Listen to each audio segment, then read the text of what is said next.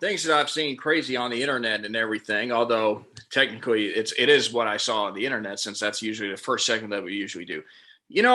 Have you ever thought about doing something so crazy and ridiculous until your sports teams win?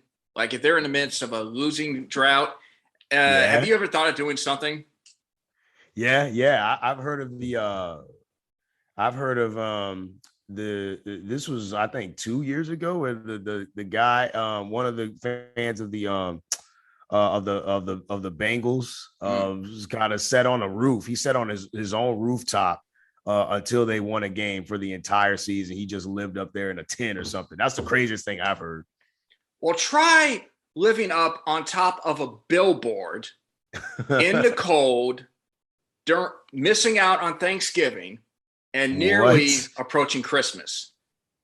Story goes, Rich G. Mangoins, a sports radio broadcaster in 1990 with a radio station in Denver, Colorado, he makes a friendly wager with the San Diego Chargers and a radio station down in San Diego, saying that if the Broncos defeated the Chargers that week, or whoever loses the game, has to do a radio show on top of a billboard in that town, at least for that day.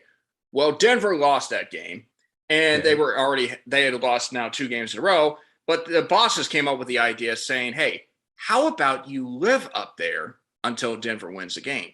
That'd be good Oh. for ratings. That'd be good for everything." This was like in mid-November in Yeah. Denver. And the guy was like, "Yeah, let's do that." So they're thinking they're going to be up there for a week or so because Denver's probably going to win the next game and everything. Well, Denver doesn't win that game. Oh Then no. the next week they unfortunately play on Thanksgiving in Detroit, and Detroit's not a good team that year. Denver loses that game. Oh no. Then they lost the next game, and then they lost the game after that. So we're talking about a losing streak that was already up to now 6 games in a row. And in Denver, obviously, the weather changes for the cold. Rich Goins was up on top of this billboard. He really didn't come down except to take care of his personal business, but he had to go right back up. He became like a national celebrity. Bob Costas did an interview with him one time where he basically said, "I don't care if the Broncos lose the rest of the season. You're still up there until next year, pal." And then No.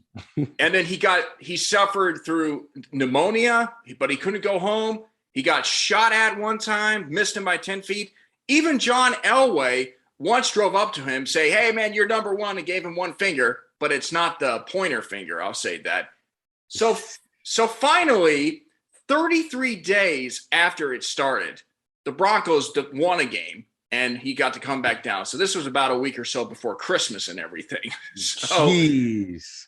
So yeah, you talk about, I mean, I thought the craziest thing I'm thinking about doing is putting a team on probation. You thought about putting living on a roof, the guy for the Bengals. Try doing that on top of the billboard. But the funny thing about that, the guy still lives in high up in area. Like he's like on the 5th floor of an apartment building or something to that effect. So yeah.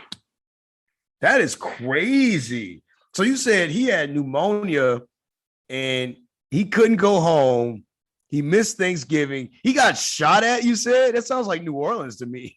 Yeah, like he got shot. Well, the guy missed him and everything, but he got shot at. He suffered from pneumonia. He was like a national celebrity on interviews.